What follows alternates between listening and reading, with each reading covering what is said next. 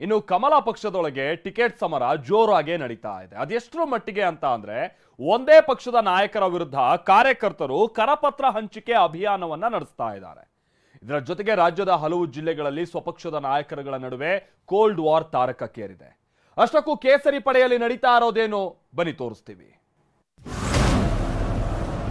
ಲೋಕ ಸಮರ ಘೋಷಣೆ ಮುನ್ನವೇ ಕಮಲದೊಳಗೆ ಟಿಕೆಟ್ ಗುದ್ದಾಟ.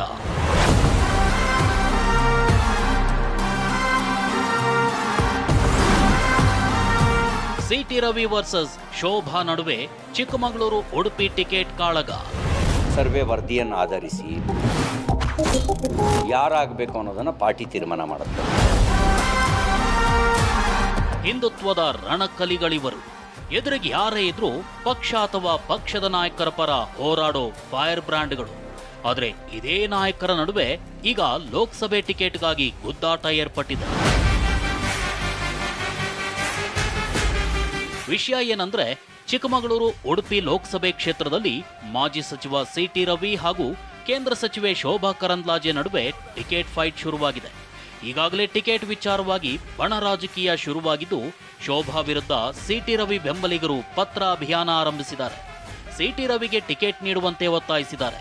ಆದರೆ ನಮ್ಮ ಪಕ್ಷದಲ್ಲಿ ಟಿಕೆಟ್ ಕೊಡುವ ಮಾನದಂಡ ಬೇರೆಯೇ ಇದೆ ಅಂತ ಸಿಟಿ ರವಿ ಹೇಳಿದ್ದಾರೆ. 95ರ ನಂತರ ನಾನು ನಮ್ಮ ಪಕ್ಷದಲ್ಲಿ ಕೇಳಿ ಪಡ್ಕೊಂಡಿಲ್ಲ. ಪಕ್ಷದಲ್ಲಿ ಅಭ್ಯರ್ಥಿ ಆಗಬೇಕೋ ಬಿಡಬೇಕು, ಯಾರಾಗಬೇಕು ಅನ್ನೋದನ್ನು ಪಾರ್ಟಿ ತೀರ್ಮಾನ ಮಾಡುತ್ತೆ. ಪತ್ರ ಚಳವಳಿಯ ಮಾಹಿತಿ ನನಗಿಲ್ಲ. ನಮ್ಮ ಪಾರ್ಟಿಯ ಟಿಕೆಟು, ಅದಕ್ಕೆ ಟಿಕೆಟ್ನ ಕೊಡುವ ಮಾನದಂಡ ಬೇರೆಯೇ ಇದೆ. ಈಗಾಗಲೇ ಭಾರತೀಯ ಜನತಾ ಪಾರ್ಟಿ ಕಡೆಯಿಂದ ಇಂಟರ್ನಲ್ ಮತ್ತು ಎಕ್ಸ್ಟರ್ನಲ್ ಸರ್ವೆ ನಡೀತಾ ಇದೆ. ಆ ಸರ್ವೆ ವರದಿಯನ್ನು ಆಧರಿಸಿ ಯಾರಿಗೆ ಟಿಕೆಟ್ ಕೊಡಬೇಕು ಅಂತ ತೀರ್ಮಾನ ಮಾಡ್ತಾರೆ. ನಾನಂತೂ ಆಸ್ಪಿರೆಂಟ್ ಅಲ್ಲ, ಹಾಗಾಗಿ ಪ್ರಶ್ನೆಯೇ ಬರಲ್ಲ. ನಾನು ಭಾಳ ಸರಿ ಹೇಳಿದ್ದೀನಿ, ನಾನು ಆಸ್ಪಿರೆಂಟ್ ಅಲ್ಲ.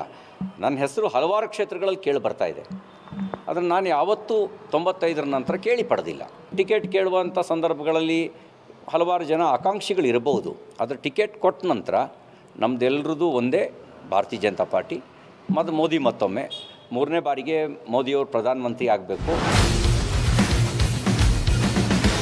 ಇಷ್ಟೆಲ್ಲದರ ನಡುವೆ ಮೈಸೂರು ಟಿಕೆಟ್ ಆಕಾಂಕ್ಷಿ ಸಂಸದ ಪ್ರತಾಪ್ ಸಿಂಹ ಇಂದು ಮಾಜಿ ಸಿಎಂ ಬಿಎಸ್ ಯಡಿಯೂರಪ್ಪರನ್ನ ಭೇಟಿಯಾಗಿದ್ರು. ಬೆಂಗಳೂರಿನ ಡಾಲರ್ಸ್ ಕಾಲೋನಿ ನಿವಾಸದಲ್ಲಿ ಪ್ರತಾಪ್ ಸಿಂಹ ಅಭಿವೃದ್ಧಿ ರಿಪೋರ್ಟ್ ಕಾರ್ಡ್ ನೀಡಿದ್ರು. ಲೋಕಸಭಾ ಚುನಾವಣೆ ಬಗ್ಗೆ ಬಿಎಸ್ವೈ ಜೊತೆಗೆ ಚರ್ಚೆ ನಡೆಸಿದ್ದಾರೆ.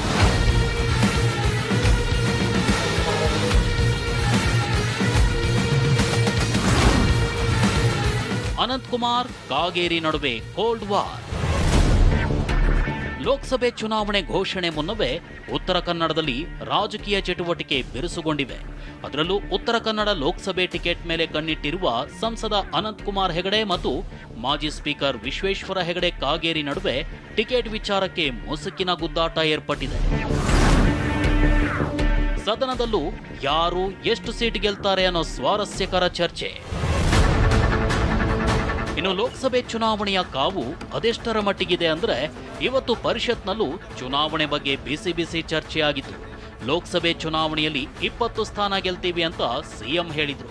ಇದಕ್ಕೆ ತಿರುಗೇಟು ಕೊಟ್ಟ ಕೋಟಾ ಶ್ರೀನಿವಾಸ್ ಪೂಜಾರಿ ನಾವು 25 ಸ್ಥಾನ ಗೆಲ್ತೀವಿ ಅಂದ್ರು.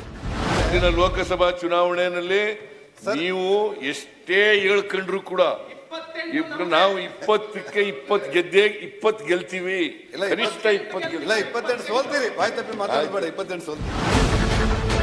ನಾಯಕರು ಅದೇನೇ ಹೇಳಲಿ, ಅದೆಷ್ಟೇ ಅಂಕಿ ಸಂಖ್ಯೆಗಳನ್ನ ಮುಂದಿಡ್ಲಿ, ಆದ್ರೆ ಇಲ್ಲಿ ಯಾರು ಎಷ್ಟು ಸೀಟುಗಳನ್ನ ಗೆಲ್ತಾರೆ, ಯಾರನ್ನ ಗೆಲ್ಲಿಸಬೇಕು ಅನ್ನೋದು ಮತದಾರ ಪ್ರಭು ತೀರ್ಮಾನಿಸ್ತಾನೆ ಅನ್ನೋದು ಮರಿಬಾರದು. Bureau report, TV9.